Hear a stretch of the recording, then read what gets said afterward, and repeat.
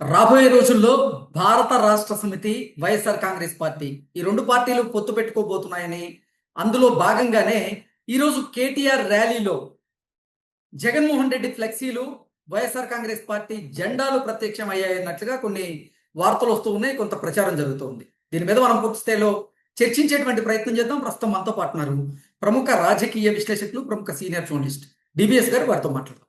Sir నమస్తే sir. నమస్తే sir, రాబోయేటువంటి రోజుల్లో బీఆర్ఎస్ అలాగే వైఎస్ఆర్ కాంగ్రెస్ పార్టీ ఈ 2 పార్టీలు పొత్తు పెట్టుకోబోతున్నాయని, అందులో భాగంగానే కేటీఆర్ ర్యాలీలో భాగంగా జగన్మోహన్ రెడ్డి ఫ్లెక్సీలు అలాగే వైఎస్ఆర్ కాంగ్రెస్ పార్టీ కండువాలు కూడా దర్శనమిచ్చాయన్నట్లుగా కొంత ప్రచారం జరుగుతుంది. కొన్ని వార్తలు కూడా వస్తున్నాయి. దీని మీద మీ విశ్లేషణ ఏంటి సార్? అంటే కొత్తగా పొత్తు పెట్టుకునేదేమో, ఓకే. ఆల్రెడీ వాళ్ళు పొత్తులో ఉన్నట్టే కదా.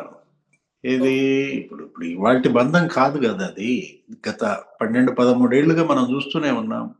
ఇప్పుడు జగన్మోహన్ రెడ్డి కేసీఆర్ చెప్పులేసుకుని నడుస్తాడు, లేదు కేసీఆర్ మరి జగన్మోహన్ రెడ్డి కలిసి భోంచేస్తుంటారు.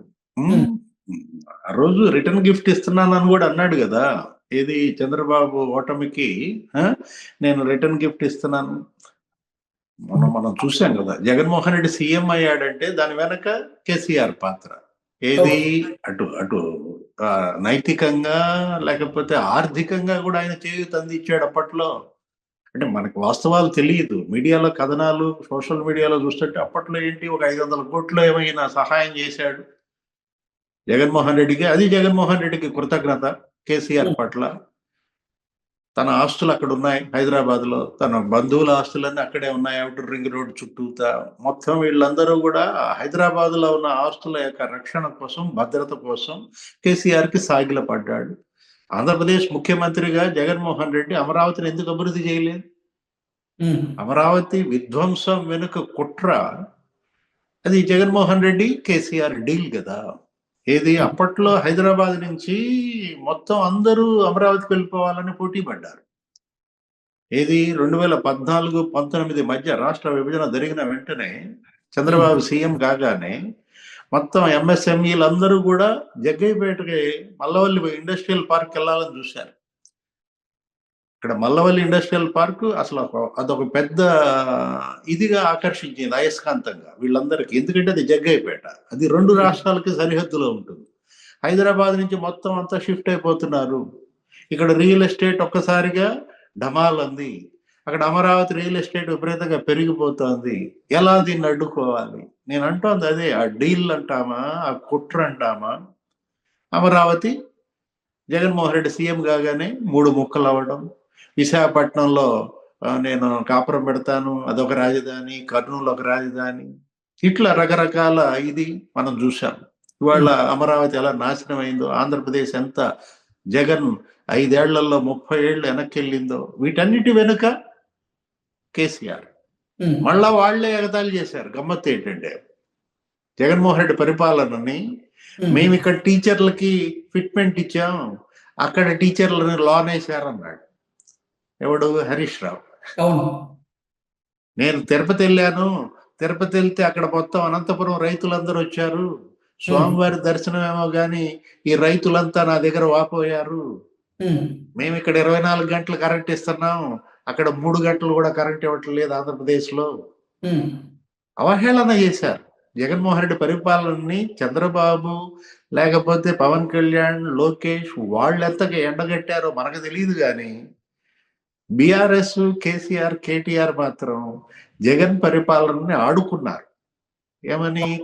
అసలు ఆయన ముఖ్యమంత్రిగా కేసీఆర్ అన్నాడు కదా, డబల్ రోడ్డు ఉంటే తెలంగాణ, సింగిల్ రోడ్డు ఉంటే ఆంధ్ర అన్నాడు. ఇక్కడ అన్ని కరెంటు కోతలు, మా దగ్గర అసలు కరెంటు పోదు. ఎన్ని మాటలు మాట్లాడారు ఆ రోజు. గుంతల రోడ్డు ఉంటే ఆంధ్రప్రదేశ్, గుంతలు లేకుండా సాఫీగా జరుగుతూ ఉంటే తెలంగాణ రోడ్లు అయ్యని వాటి మీద ఓటర్లను బెదిరించాడు కేటీఆర్. ఏమని? బీఆర్ఎస్ కనుక ఓట్లు వేయలేదనుకో మిమ్మల్ని అందరినీ ఆంధ్రప్రదేశ్ లో రోడ్ల మీద తిప్పుతా అన్నాడు. ఏపీ రోడ్ల మీద మీ ఓటర్లందరినీ తిప్పుతానని ఆయన అన్నాడంటే అంత అవహేళనకు గురి చేశాడంటే. కాకపోతే ఈ బంధం ఏంటంటావు? ఇది మామూలుగా కేసీపీ సిమెంట్ కన్నా బలమైన బంధం కదా. ఏది అంటే ఇప్పుడు ఆంధ్రప్రదేశ్కే పరిమితమైనటువంటి వైఎస్ఆర్ కాంగ్రెస్ పార్టీ అలాగే జగన్మోహన్ రెడ్డికి సంబంధించినటువంటి ఫ్లెక్సీలు కానీ ఆ జెండాలు కానీ ఇప్పుడు కేటీఆర్ ర్యాలీలో ఎలా ప్రత్యక్షమయ్యాయి? దాని వెనక సంకేతం ఏంటి? అసలు ఏం జరగబోతుందంటే ఏం చెప్తారు? ఇక ఇవన్నీ ఒక తానులో గుడ్డలే. ఏది ఆ ఉమ్, రెండు కూడా సయామి ట్విన్స్ అంటాం. ఏంటి ఓకే. మామూలుగా రెండు తలలు కలిసి పుట్టినటువంటి బిడ్డల్ని సయామి ట్విన్స్ అని అప్పట్లో ఆయన ఎవరో ఉండేవాడు, ఎర్రలగడ్డ నాయుడమ్మ గారు ఎవరో ఉమ్, డాక్టర్, ఆయన స్పెషలిస్ట్ దాంట్లో విడదీయటారు. మరి ఈ రెండింటిని ఎవరు విడదీస్తారు? డాక్టర్ రేవంత్ రెడ్డా లేకపోతే డాక్టర్ చంద్రబాబా? ఈ ఓకే. సయామి ట్విన్స్ ని జాగ్రత్త, అటు గనక విడదీసేటప్పుడు సరిగ్గా గనక విడదీయకపోతే రెండు డమాలు చచ్చిపోతాయి. ఓకే. ఇప్పుడు బతుకు కోసమా ఇప్పుడు ఈ ఫ్లెక్సీలు? ఉమ్, ఇప్పుడు మొన్న మనం చూసాం, జగన్ పుట్టినరోజు నాడు తాడేపల్లి మరి ఆయన ప్యాలెస్ ముందు ఫ్లెక్సీలు. ఉమ్, మొన్న న్యూ ఇయర్ సందర్భంగా కూడా ఆయన ప్యాలెస్ దగ్గర ఫ్లెక్సీల్లో వీళ్ళ బొమ్మలు. ఎవరి ఉమ్, బొమ్మలు? కేసీఆర్ కేటీఆర్ బొమ్మలతో జగన్ ఇంటి దగ్గర ఫ్లెక్సీలు పెట్టారు. ఉమ్. ఏంటి అభినందనలు చెబుతూ ఆయనకు అంటే పుట్టినరోజు వైఎస్ఆర్ కాంగ్రెస్ పార్టీ ఏదైనా కార్యక్రమం చేస్తూ ఉంటే దాంట్లో బీఆర్ఎస్ నేతల ఫోటోలు, అందులో ముఖ్యంగా కేటీఆర్ కేసీఆర్ ఫోటోలు, అలాగే ఇటు బీఆర్ఎస్ గనక ఏదైనా కార్యక్రమం చేస్తూ ఉంటే అందులో జగన్మోహన్ రెడ్డి ఫోటోలు, ఫ్లెక్సీలు, లేదా ఆ పార్టీ జెండాలు, కండువాలు, ఏంటి ఎలా చూడాలి వీటిని? అంటే ఇప్పుడు అసలు ఈ రెండు పార్టీలు ఏం కోరుకుంటున్నాయి? ఎదగాలనుకుంటున్నాయా? వాటికి భవిష్యత్తు ఉండాలని కోరుకుంటున్నాయా? భవిష్యత్తు లేకుండా చేసుకుంటున్నాయా? నాకు అర్థం ఓకే. కావట్లేదు.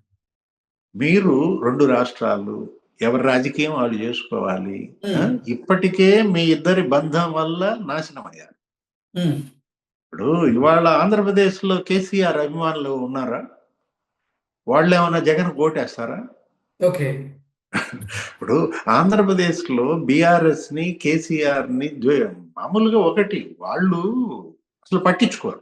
ఏది ఉమ్, అది అసలు అక్కడ పార్టీయే కాదు. ఏమైంది?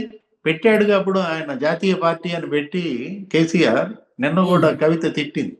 ఉమ్, ఏది ఆమె కన్నీళ్లు పెట్టుకుంటూ శాసన మండలి ప్రసంగంలో ఏమంది? ఆ? జాతీయ పార్టీ ఏంటి ఉట్టినక్క. ఇప్పుడు మనం అనుకున్నట్టుగా ఇక్కడ ఇల్లు ఊడవనాడు ఈది ఉడిచాడు అన్నట్టుగా ఉమ్, జాతీయ పార్టీ పెట్టి ఆంధ్రప్రదేశ్ లో కూడా పార్టీ అన్నాడు. ఎవరు? బీఆర్ఎస్. ఆయన ఎవరు ఉమ్. ఒకటి పెట్టాడు అధ్యక్షుడిగా, తోట చంద్రశేఖర. అవును. చంద్రశేఖర్. ఆ, ఇప్పుడు ఎన్ని ఓట్లు ఉన్నాయని ఎందుకని కంటెస్ట్ చేయలేదు? ఇప్పుడు బీఆర్ఎస్ అక్కడ ఎందుకని పోటీ చేయలేదు? ఉమ్, బీఆర్ఎస్ ఓట్లు ఎన్ని ఉన్నాయి ఆంధ్రప్రదేశ్ లో, వాటి కోసం జగన్మోహన్ రెడ్డి వాళ్ళతో మిలాఖత్ అవుతున్నాడా? ఉమ్, ఓట్ల కోసం కాదు, నోట్ల కోసమా మరి? ఓకే. ఆయన దగ్గర నోట్లు తక్కువే ఉన్నాయి, ఉమ్, జగన్మోహన్ రెడ్డికి నోట్లకి కొదవా? ఆ? అప్పుడు అంతా ఇప్పుడు డిజిటల్ పేమెంట్ కాదు కదా. ఉమ్, జగన్మోహన్ రెడ్డి ఏం చేశాడు? అంతా మామూలుగా నగదు, క్యాష్ అండ్ క్యారీయే కదా. బోల్డ్ క్యాష్ ఉంది ఆయన దగ్గర. ఉమ్, చెవిరెడ్డి వెంకటేష్ నాయుడు, నువ్వు కూడా చూసావు అయ్యా వీడియోలు, కట్టలు కట్టలు బయటపడ్డాయి. ఉమ్, అన్ని కట్ల పాములు ఉంటే ఇంకా కేసీఆర్ కట్ల పాములు కావాలంట ఈయనకి. ఓకే. ఒకటి పోనీ బీఆర్ఎస్ విషయానికి వద్దాం. వాళ్ళు ఏం ఉమ్, బాగుంకుందాం అనుకుంటున్నారు? జగన్మోహన్ రెడ్డి వాళ్ళకి ఓట్లు పడతాయా తెలంగాణలో? అంటే ఆగిన గుండెలు ఓటేస్తాయనా? అప్పుడు ఒక ఓకే. 600 గుండెలు ఆగినాయి అన్నారు. ఉమ్, రాజశేఖర రెడ్డి చచ్చిపోతే తెలంగాణలో గుండెలు ఆగినాయి అన్నారు. ఇప్పుడు ఒకటి నిజంగా మరి ఆగిన గుండెలు ఉంటే అక్కడ ఆయన ఎందుకని పార్టీ ఎత్తేసుకున్నాడు? ఉమ్, జగన్మోహన్ రెడ్డి పార్టీ గతంలో పోటీ చేసింది, కొండా సురేఖ వీళ్ళందరూ ఆయన పార్టీలోనే ఉన్నారు. ఇప్పుడు ఆయన ఒక ఎంపీ సీటుకి వెళ్ళి కొట్టాడు. ఉం? ఉమ్, మరి రెండో ఏమో ఎమ్మెల్యే సీట్లు కూడా కొట్టాడు అప్పట్లో జగన్మోహన్ రెడ్డి, కానీ పార్టీ మూసేశాడు. వాళ్ళంతా కూడా బీఆర్ఎస్ లో చేరారు. అప్పుడే ఉమ్, అర్థమైపోవాలా నీకు? ఏది వైసీపీ ఎంపీ, వైసీపీ ఇద్దరు ఎమ్మెల్యేలు ఏ పార్టీలో చేరారు? పొంగులేటి శ్రీనివాసరెడ్డి వీళ్ళందరూ ఏ పార్టీలో చేరారు? బీఆర్ఎస్ లో. టీఆర్ఎస్ లో చేరారు. ఎవరు చేరమంటే చేరారు? ఉమ్, జగన్ చేరమంటే చేరారు. ఓకే. కాకపోతే ఇప్పుడు పొంగులేటి బయటకు వచ్చి కాంగ్రెస్ లోకి రావచ్చు, అక్కడ అవమానాలు ఎదుర్కోవచ్చు. ఈ బంధం బలమైన బంధం అంటోంది అదే. కేసీపీ సిమెంట్ కన్నా బలమైన బంధం అంటోంది అదే. అక్కడ కాంట్రాక్టులు వీళ్ళు చేస్తారు, ఇక్కడ కాంట్రాక్టులు వాళ్ళు చేస్తారు. జగన్మోహన్ రెడ్డి వచ్చి కొబ్బరికాయ ఇక్కడ కొడతాడు. ఉమ్, ఇప్పుడు కాళేశ్వరం కొబ్బరికాయ ఎవరయ్యా కొట్టింది? ఓకే. కాళేశ్వరం కొబ్బరికాయ కొట్టడమేమో కానీ ఆ మేడిగడ్డ కుంగింది. ఏంటి ఆ 3 పిల్లర్లు బెసిగిపోయినట్టున్నాయి ఆ కొబ్బరికాయ దెబ్బకి. ఏదైనా ఒకటి ఇప్పుడు రాచపీనుగా ఒక్కటే లేవదంట, జంట పీను కోసం ఎత్తుక్కుంటుందంట. అట్లాగే ఈ 2 పార్టీలు, ఒక పార్టీ డిమినిష్ కాదా? 2 పార్టీలు ఒకేసారి అంతర్ధానం అవ్వాలని పెట్టుకున్నారా? Okay. Okay sir. Thank you so much. నమస్తే.